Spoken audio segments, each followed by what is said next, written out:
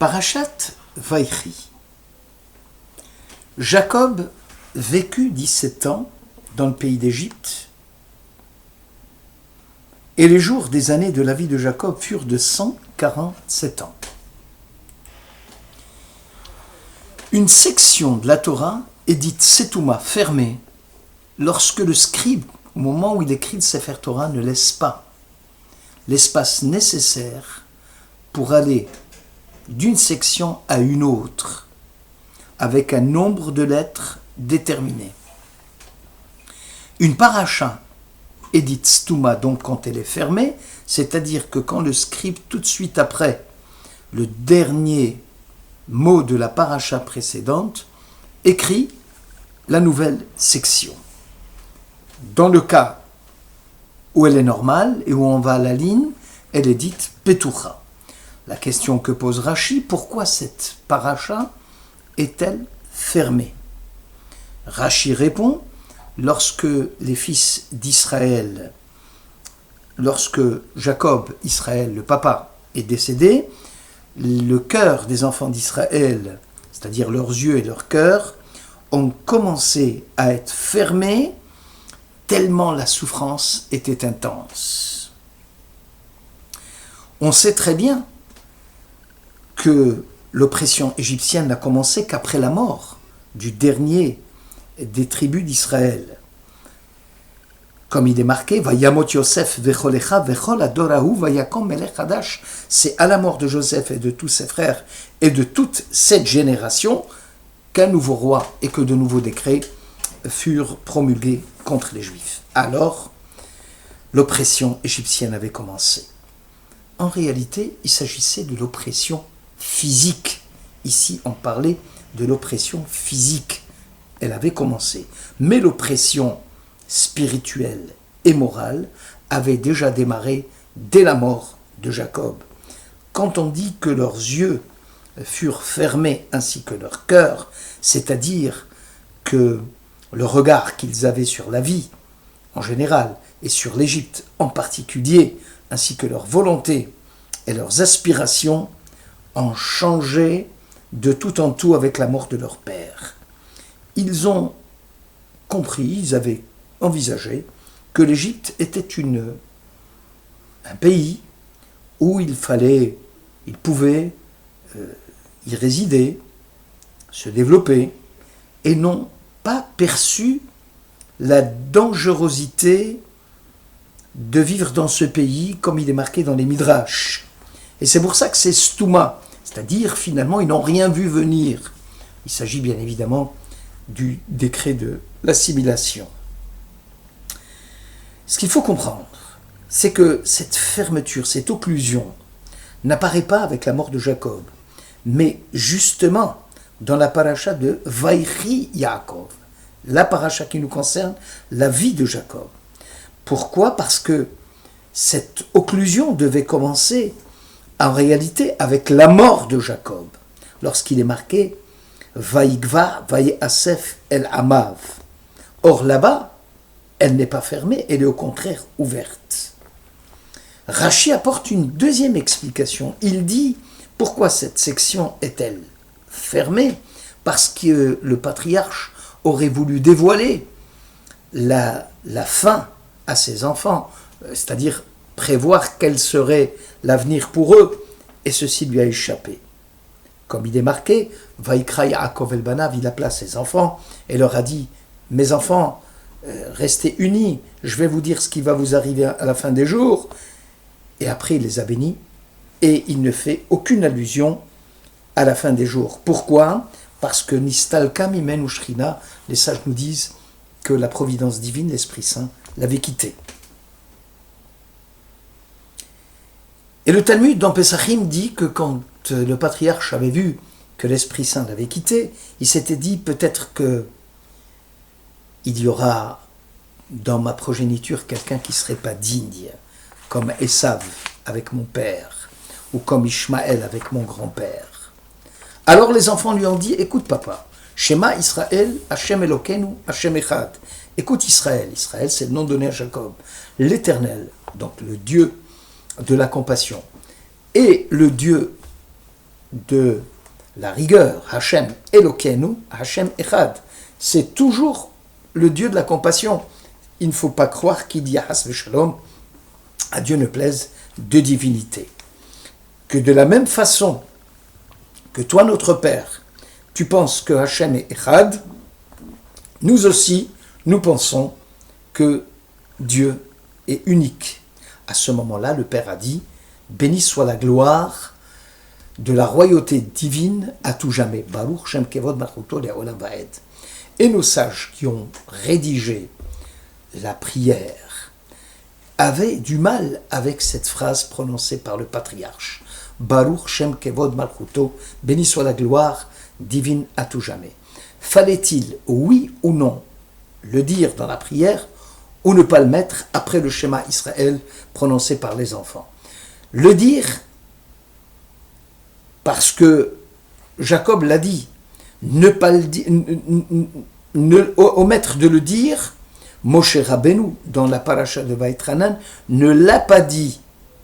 Alors, le placer ou ne pas le placer? Alors ils ont décidé qu'il doit être lu à voix basse. Rabbi Tzrak dit cela, il utilise la métaphore, une princesse qui avait senti les fonds d'une marmite avec un repas qui était succulent à l'intérieur de la marmite, mais il restait que d'un fond de marmite. Et si elle demande le fond de marmite, ce n'est pas à son honneur. Si elle ne demande pas, elle a tellement envie, alors ses serviteurs lui ont servi le fond de la marmite, mais en cachette. De la même façon, nous aussi, nous disons le Baruch Shem Kevod Malchuto en cachette. En réalité, quelle était l'intention du patriarche pour dévoiler la fin des temps à ses enfants? Quelle est l'utilité de la chose? Si la finalité c'était de hâter la fin de l'oppression et de l'exil, et qu'ils allaient vivre pour voir la fin de l'exil et la rédemption, ça valait la peine. Parce que c'est une consolation pour ne pas désespérer. Mais si la finalité de la rédemption est repoussée à plus tard, jusqu'à 210 ans, comment peut-on comprendre que ces paroles-là soient encourageantes pour eux? En réalité, disent nos sages, ce que Jacob voulait leur dévoiler, ce n'était pas tellement l'année de la rédemption, peu importe, mais comment peut-on faire pour vivre dans l'exil tout en restant juif? La fierté d'être juif sans perdre son identité.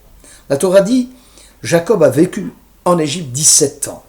Le Baal HaTurim explique, 17 ans, 17, c'est la guimatria de Tov. Lorsqu'on fait le calcul numérique des chiffres et des lettres, on trouve Tov, c'est-à-dire c'est la partie la plus belle de sa vie en Égypte. Est-ce possible de penser ainsi?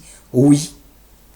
Rappelons que dès qu'il a rencontré son fils Joseph en Égypte, le Midrash dit qu'il avait lu le schéma Israël, Hachem Elokeinu Hachem Echad, c'est-à-dire qu'il ne voyait en Dieu que le Dieu du bien, le Dieu de la compassion. Il n'y avait aucune rigueur, parce qu'il sait que le mal n'a aucune consistance, et que la façon dont Dieu se conduit avec les humains est toujours Midat HaRachamim, celle de la compassion.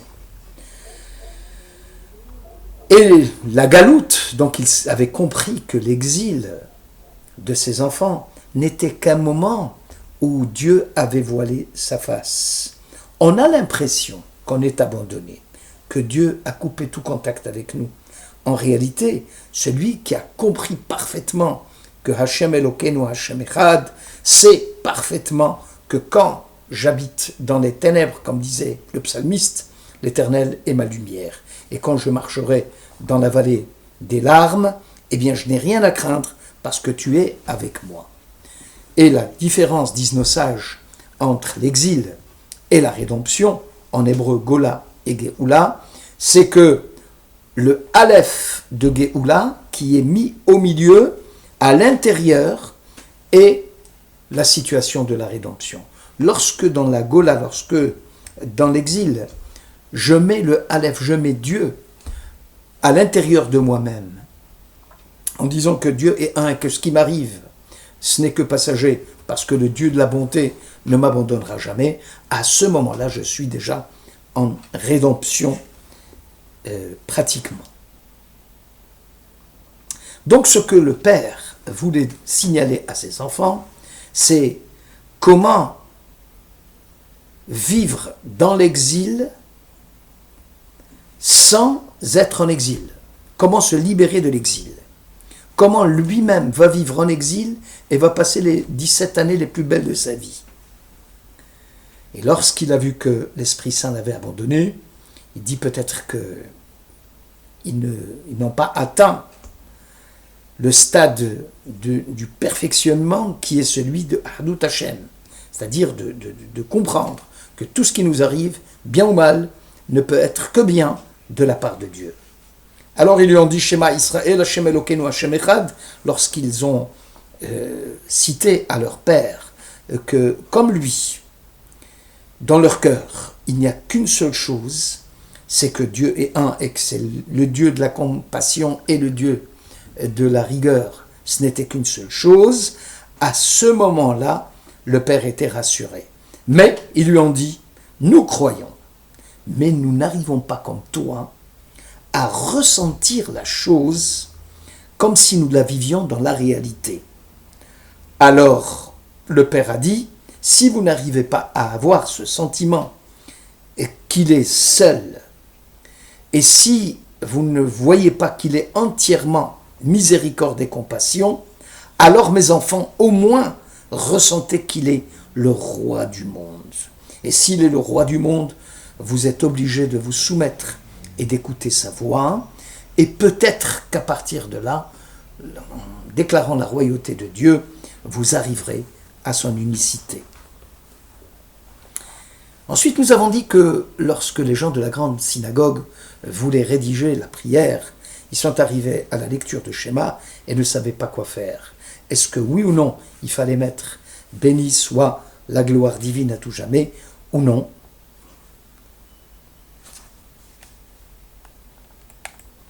En réalité, quel était le problème?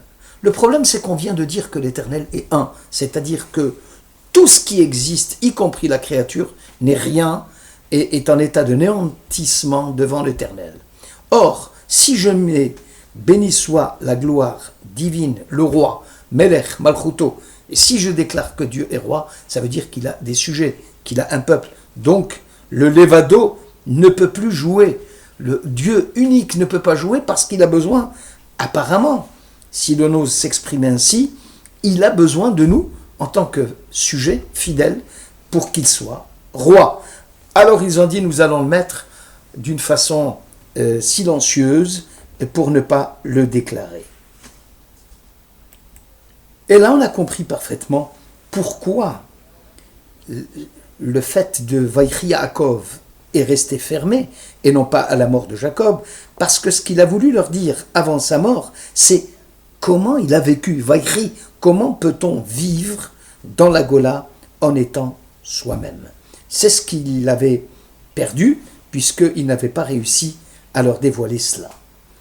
Elohim, et il leur a dit, Asher italchu avotai lefanav, l'Éternel, devant qui mes ancêtres ont marché, Abraham, Yitzhak, c'est lui qui me conduit en tant que pâtre depuis le jour de mon existence jusqu'à aujourd'hui. Rabbi Yochanan et Resh Lakish, dans le Talmud, utilisent ces deux notions-là. Le berger qui regarde son troupeau, et Resh Lakish dit non, Dieu ressemble à un président, à un chef, à un dirigeant qui marche, et les anciens marchent devant lui. De quoi il s'agit? Lorsqu'il a dit « Ha-Elokim » Asher hitalchu avotai lefanav, l'Éternel devant qui mes parents marchaient. C'est un dirigeant qui marche, et les anciens marchent derrière lui. Lorsqu'il dit que Dieu est son pâtre, Haroé Oti qui me conduit depuis ma jeunesse jusqu'à aujourd'hui, le berger regarde le troupeau. Selon Rabbi Yochanan, le dirigeant est un berger. Il ne reçoit rien d'eux. De la même façon, Dieu n'a pas besoin de nous pour sa gloire. Pour Resh Lakish, Dieu est un dirigeant comme un roi qui marche et il a besoin de sujets.